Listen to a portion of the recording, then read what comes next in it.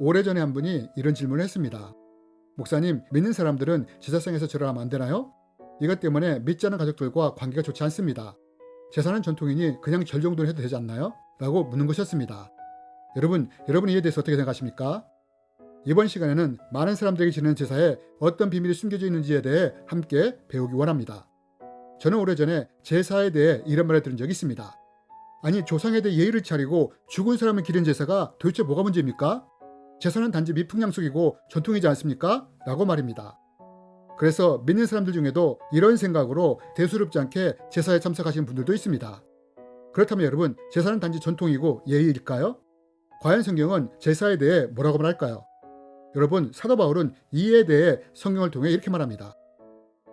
무릇 이방인이 제사하는 것은 귀신에게 하는 것이요 하나님께 제사하는 것이 아니니 나는 너희가 귀신과 교제하는 자가 되기를 원하지 아니하노라. 여러분, 사도 바울이 뭐라고 말합니까? 제사는 하나님께 하는 것이 아니라 귀신에게 하는 것이라고 말합니다. 또한 사도 바울은 제사를 통해 귀신과 교제하는 자가 되지 말라고 말합니다. 이것이 바로 사도 바울이 우리에게 주는 제사에 대한 가르침입니다. 그럼 여러분, 정말로 사도 바울이 말한 것처럼 제사가 귀신에게 하는 것이고 귀신과 교제하는 것일까요? 이제부터는 제가 직접 경험한 사건을 통해서 제사에 어떤 비밀이 숨겨져 있는지에 대해 함께 나누기 원합니다. 저희 아버지는 제가 초등학교 5학년 때 돌아가셨습니다. 집 옥상에서 목을 메고 자살하셨습니다. 그래서 저희 가정은 그 당시에 예수님을 믿지 않았기 때문에 불교식으로 제사상을 차렸습니다. 그런데 아버지가 돌아가신 49제 제사 때 이런 일이 있었습니다. 제사상을 차려놓고 큰형이 제문을 읽는데 이상한 일이 일어났습니다. 옆에 계시던 어머니의 목소리가 갑자기 바뀌면서 내가 니들 애비다 라고 하는 것이었습니다. 그때 큰형, 작은형, 저와 여동생이 함께 있었는데 깜짝 놀랐습니다. 목소리뿐만 아니라 살아계실 당시 아버지 행동도 그대로 하는 것이었습니다. 큰형과 둘째 형은 이런 모습이 이상했던지 확인차 이런 질문을 했습니다.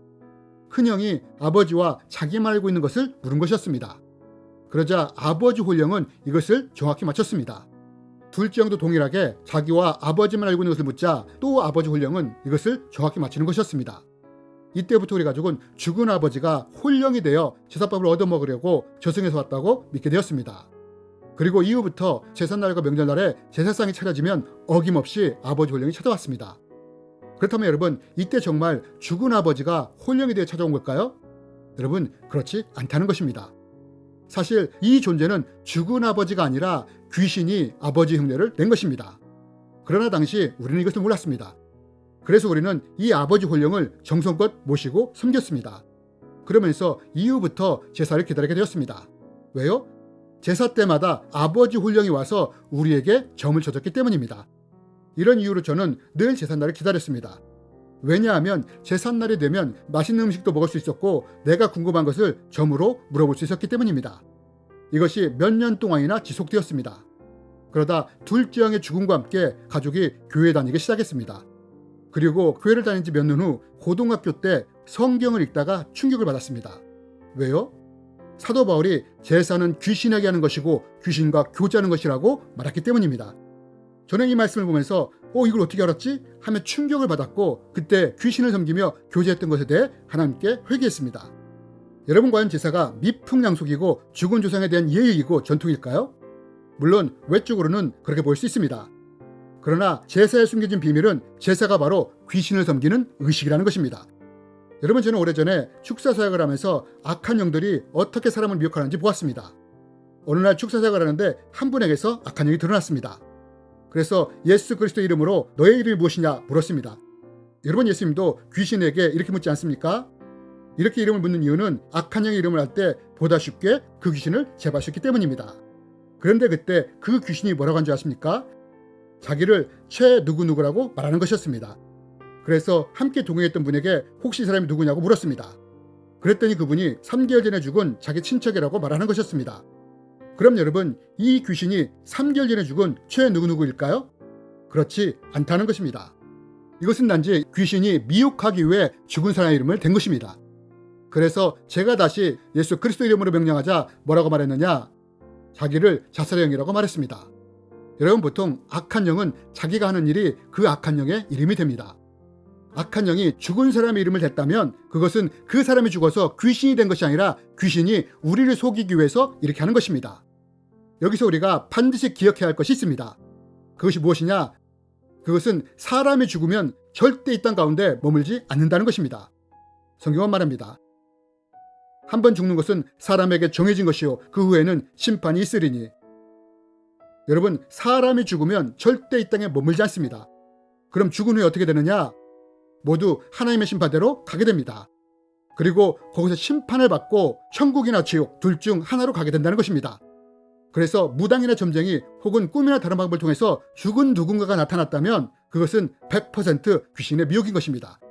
꿈에서 나타나 저 세상을 떠돌며 굶고 있으니 제밥이나 차려달라 한다든지 무당이나 점쟁이를 통해 아예 노골적으로 내가 누군데 제사상이나 굿을 해달라는 것은 귀신의 미혹이라는 것입니다. 여러분, 이렇게 귀신들이 사람을 미혹하는 것입니다. 결국 제사는 죽은 자를 위한 예의처럼 보이지만 귀신을 섬기는 의식이라는 것입니다. 이것이 제사에 숨겨져 있는 비밀이라는 것입니다. 이런 이유로 기독교에서는 제사상에서 절하는 것을 금하는 것입니다. 하지만 어떤 사람은 이렇게도 말합니다. 절하는 것이 그리 큰 문제냐고요. 그런데 여러분, 이렇게 말하는 사람은 우리가 절을 할 때 영적 세계에서 어떤 일이 일어난지를 모르기 때문에 이런 말을 하는 것입니다. 여러분, 우리는 예수님이 광야에서 사탄에게 시험받은 것을 잘 압니다. 사탄이 예수님을 어떻게 시험합니까? 사탄이 나에게 엎드려 경배하면 천하만국과 영광을 주겠다고 하지 않습니까? 그럼 여러분, 천하만국과 영광을 다 준다는데 그깟 절 하나 못하겠습니까? 그런데 여러분, 예수님이 이때 어떻게 하십니까? 사탄아 물러가라 하면서 단칼에 거절하지 않습니까? 왜 그러셨을까요? 왜냐하면 우리가 귀신에게 절을 할 때 나를 지배할 수 있는 통로가 열릴 수 있기 때문입니다. 그래서 우리는 제사상 앞에서 절을 하지 말아야 하는 것입니다. 이것이 또한 우상 앞에서 우리가 절하지 않는 이유이기도 합니다. 그런데 만약 내가 제사 문제로 인해 가족과 갈등이 있다면 이럴 때는 어떻게 해야 할까요? 여러분, 우리는 성경을 통해서 이것을 배울 수 있습니다. 사도 바울은 말합니다. 우리의 씨름은 혈과 육을 상대로 하는 것이 아니요 통치자들과 권세들과 이 어둠의 세상 주관자들과 하늘에 있는 악한 영들을 상대함이라. 여러분, 사도 바울이 뭐라고 말합니까? 우리의 씨름은 혈과 육이 아니라고 합니다. 즉, 내가 제사 문제로 갈등이 있을 때 싸워야 할 사람은 혈과 육의 내 가족이 아니라는 것입니다. 그럼 누구냐? 바로 제사를 통해 우리 가족을 묶고 있는 악한 영들과 싸워야 한다는 것입니다. 저희 가족도 귀신이 아버지 혼령을 흉내내며 미혹하지 않았습니까? 그러므로 여러분, 혹시 제사 때문에 문제가 일어난다면 내가 싸워야 할 대상은 가족이 아니라 내 가족을 묶고 있는 악한 영이라는 것을 기억하십시오. 그럼 우리가 이들과 어떻게 싸워야 할까요? 내가 제사에 참석할 상황이라면 이렇게 하면 어느 정도 도움이 될 것입니다. 먼저 제사에 참석하기 전에 일주일 전부터 작정 기도를 하는 것입니다. 금식을 병행하면 더 좋습니다.